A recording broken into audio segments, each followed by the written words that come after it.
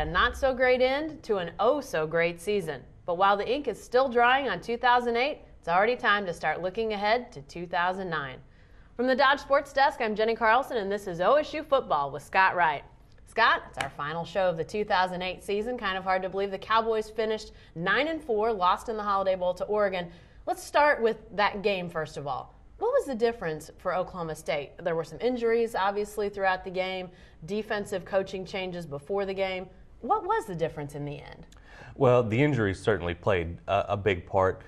Obviously, it came out after the season that Kendall Hunter had surgery right after that Bedlam game, and he was maybe 80%, I would say, very tentative on that sloppy field that they played on out there.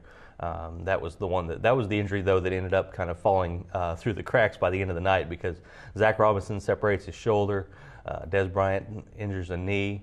Lucky for him, he's not going to have surgery on that knee. He'll be able to rehab it, and he'll be back and fine for spring. But those injuries really derailed everything that Oklahoma State had going in the first half. You know, there for a while it looked like offensively the Cowboys were going to be able to do whatever they wanted, and that just kind of got derailed with the injuries, and they couldn't run the ball. The offensive line played probably, I don't know if it was its worst game, but it was close to its worst game of the season. They hadn't been overpowered like that by a defensive front, not even Texas, Oklahoma, any of the other big boys across the Big 12. It was probably their worst performance that we had seen in a while. So, and then the defense, they were a little bit lost. It looked like in the second half. Oregon kind of started taking off with the quarterback run game.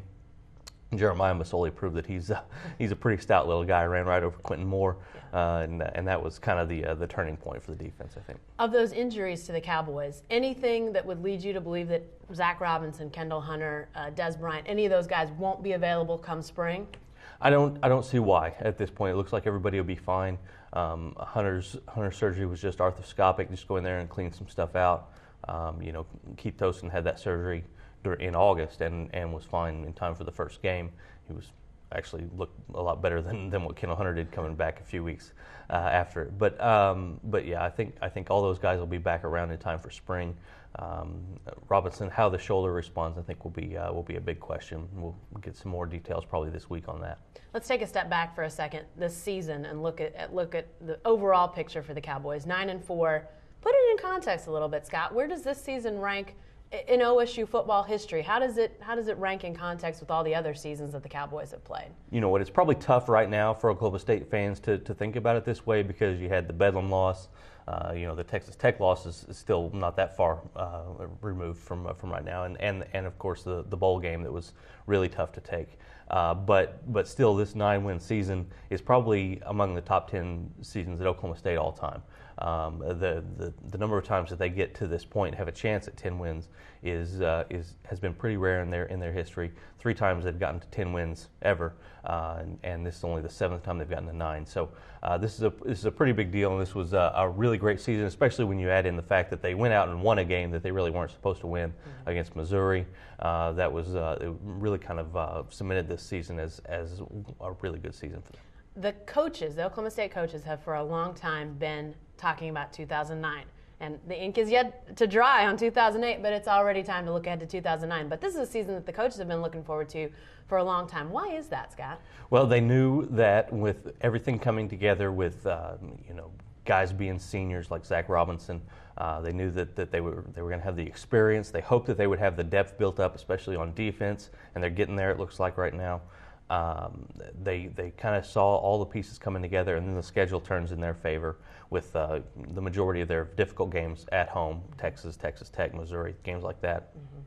They do have to go to Norman for Bedlam.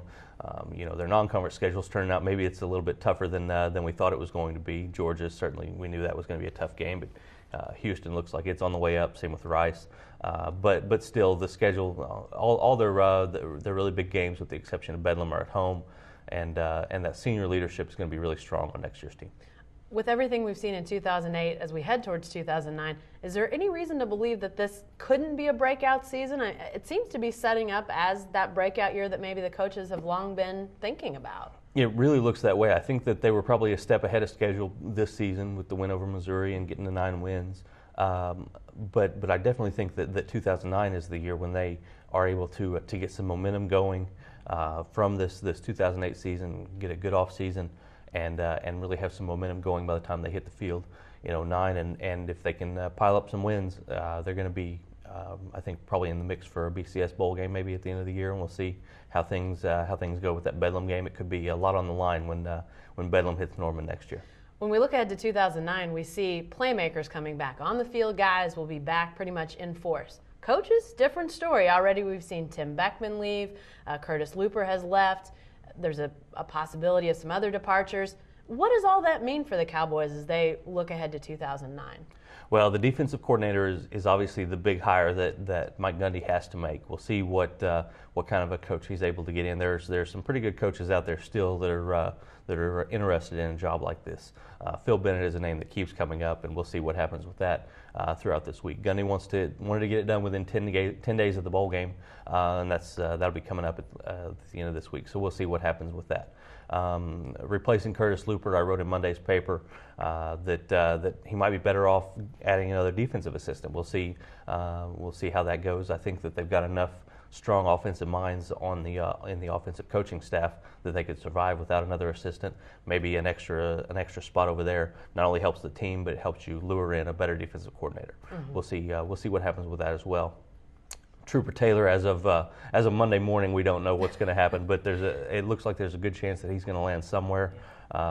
Just not sure where yet. Auburn is certainly a possibility. Tennessee has shown some interest. He interviewed at Miami, but it doesn't look like anything's going to happen there. Florida has also shown some interest, but we won't know what will happen there probably till after the national championship game. So, there are a lot of decisions for Mike Gundy to make at this point, and they'll have a huge impact on what goes down in 2009. Obviously, they're going to have to go out and hire some replacements, but are there any internal movements that could happen with guys moving up and down and shifting around perhaps on the staff? Potentially, if they do choose to move one of those assistant positions over to defense, you'll have to see somebody else take over some other area on the offensive side. Robert Matthews is a guy that's been the coordinator of recruiting, and he's a guy that Mike Gundy has really appreciated everything he's done for the program. He was a player. He played at Georgia, talented guy, really smart guy, and I think that there's a good chance that he could end up either, if not in an on-field position, maybe get promoted to the director of operations position that was vacated when they let Jimmy Gonzalez go. Yeah. All right. Well, Scott's going to continue providing in-depth coverage of the Cowboys in the coming weeks and throughout the offseason. To follow all the news and analysis, stay with the best coverage team anywhere at newsok.com and every day in the Oklahoman.